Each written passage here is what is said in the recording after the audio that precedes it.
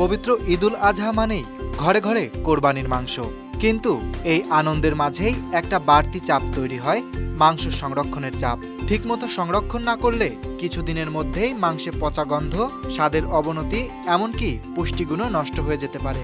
তাই এই ঈদে জেনে নিন ফ্রিজে মাংস সংরক্ষণের কিছু সহজ কৌশল। ঈদের আগেই ফ্রিজ প্রস্তুত করুন। ঈদের আগে ফ্রিজ ভালোভাবে পরিষ্কার করে নিন। ফ্রিজ ঠিকমতো ঠান্ডা করছে কিনা, বরফ জমছে কিনা, এসব এখনই একবার পরীক্ষা করে নিন। অনেক সময় ফ্রিজের যান্ত্রিক ত্রুটির কারণেই মাংস নষ্ট হয়ে যায়। কোরবানির পর টাটকা মাংস বেশ গরম থাকে। গরম মাংস সরাসরি ফ্রিজে রাখলে তা ভেতর থেকে ঠান্ডা হতে পারে না, বরং পচে যেতে পারে। তাই মাংস স্বাভাবিক তাপমাত্রায় এলে তবেই ফ্রিজে রাখুন।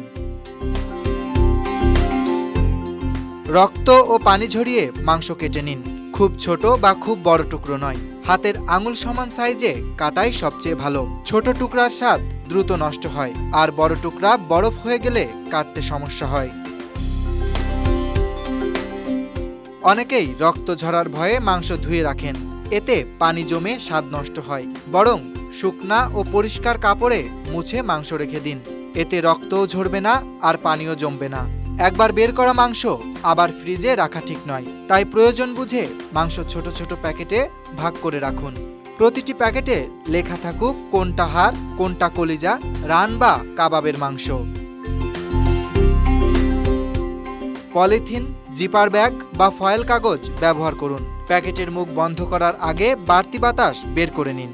ব্যাগগুলো শুইয়ে রাখুন, তাতে দ্রুত বরফ হবে এবং জায়গা বাঁচবে। প্রতিটি ব্যাগের মাঝে নিউজ প্রিন্ট কাগজ রাখুন, তাতে প্যাকেটগুলো একে অপরের সাথে লেগে থাকবে না।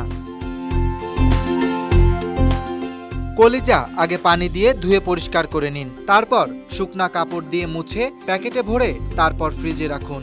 ফ্রিজ না থাকলে সামান্য লবণ ও হলুদ মেখে মাংস তারে গেঁথে রোদে শুকিয়ে নিন। চাইলে ভিনেগার বা লেবুর রসে ডুবিয়ে কাচের বয়ামে সংরক্ষণ করতে পারেন, অথবা তেজপাতা, দারুচিনি, এলাচি, হলুদ লবণ দিয়ে দিনে 2 বার গরম করে রাখলেও 2 থেকে 3 দিন মাংস ভালো থাকবে। 2 থেকে 3 দিন পর্যন্ত মাংস ভালো থাকবে।